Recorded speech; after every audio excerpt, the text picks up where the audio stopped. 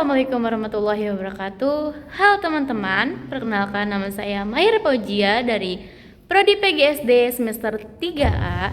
Di sini saya akan menjelaskan materi tentang pertumbuhan manusia. Bagaimanakah manusia bertumbuh?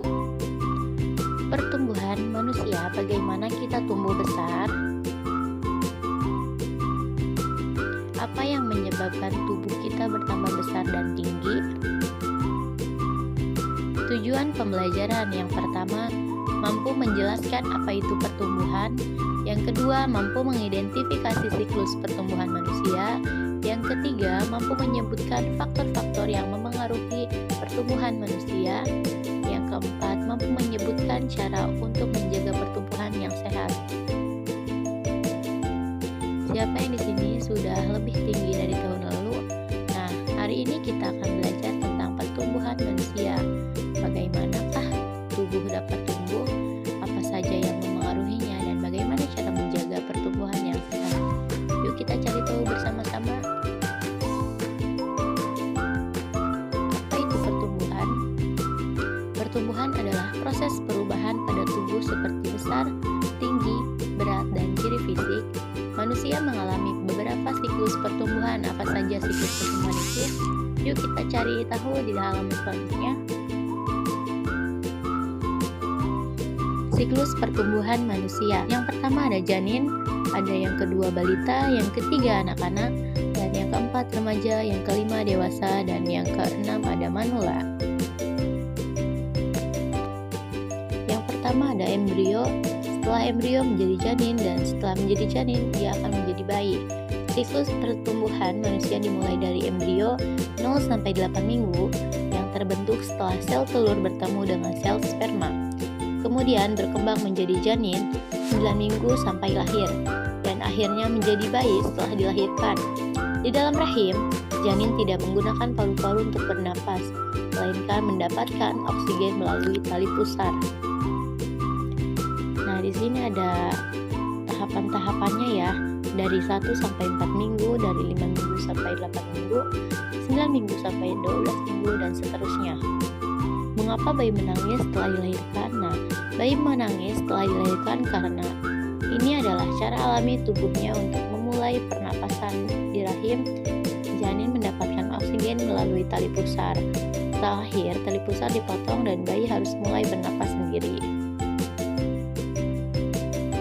Yang kedua ada balita 0-5 tahun. Perkembangan tubuh pada balita sangat pesat, mulai dari merangkak hingga berlari. Balita juga mengalami perkembangan komunikasi seperti tertawa, berbicara satu kata, dan akhirnya berbicara.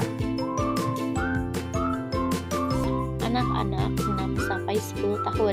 Pada masa anak-anak, rasa ingin tahu dan mencoba hal-hal yang baru sangat besar, serta tubuh tumbuh lebih stabil dan kuat. Pada usia ini, kita sudah mampu membedakan mana hal baik dan buruk, serta benar dan salah. Remaja 11-17 tahun. Transisi dari anak-anak ke remaja disebut masa pubertas. Pada masa remaja, tubuh dan pikiran mengalami banyak perubahan, baik secara fisik, emosional, maupun sosial. Perubahan yang terjadi pada saat pubertas dipengaruhi oleh hormon-hormon pada tubuh. Apa saja perubahan yang terjadi pada laki-laki dan perempuan saat pubertas? Yuk kita cari tahu di halaman selanjutnya. Perubahan pada masa pubertas. Nah, yang pertama ada fisik. Dari laki-laki, jauh pun membesar dan suara menjadi berat, mengalami mimpi basah, tumbuh kumis, janggut, serta rambut halus pada ketiak dan sekitar kemaluan.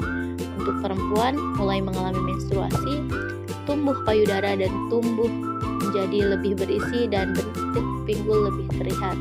Emosional dan sosial. Emosional mulai memperhatikan penampilan, ingin mencoba melakukan hal-hal baru, lebih mudah mengalami stres atau keresahan yang berlebihan. Sosial menginginkan kebebasan dalam mengambil keputusan, ingin diterima oleh teman-teman sebayanya. Dewasa 18-50 tahun, tubuh mencapai ukuran maksimal dan pertumbuhan mulai berhenti. Pada masa dewasa, biasanya cara berpikir kita semakin matang, kita mulai mampu berpikir rasional dan bertindak dengan lebih bijak. Manula 50 tahun ke atas. fungsi organ dan daya tahan tubuh mulai menurun, seperti rambut memutih, tulang melemah, berkurangnya pendengaran dan penglihatan, serta mudah terserang penyakit.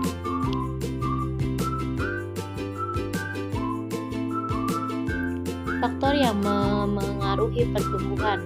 Yang pertama ada genetik, sifat dan ciri fisik yang diwariskan oleh orang tua. Yang kedua hormon, zat yang dihasilkan tubuh yang mempunyai pengaruh pada bagian tubuh. Makanan, nutrisi seperti karbohidrat, protein, lemak, vitamin, dan serat. Istirahat, tidur yang cukup membantu tubuh memproduksi hormon pertumbuhan. Olahraga, aktivitas fisik yang teratur membantu pertumbuhan tulang dan otot. Kesehatan, tidak adanya penyakit yang menghambat pertumbuhan. Menjaga pertumbuhan yang sehat. Agar tubuh bisa tumbuh dengan baik, kita harus makan makanan bergizi dan seimbang, berolahraga secara teratur, tidur cukup minimal 8 jam sehari, menjaga kebersihan tubuh. Nah, sekarang kalian tahu bahwa tubuh kita bertambah besar dan tinggi karena adanya proses pertumbuhan yang dipengaruhi oleh apa yang kita makan, olahraga, dan istirahat. Jadi, pastikan kalian menjaga pola hidup sehat, menuruti nasihat orang tua dan guru, serta memahami perubahan yang terjadi agar dapat menghadapi masa pertumbuhan dengan baik. Sekian, terima kasih dari saya Mahira Pujia. Sampai jumpa, bye-bye.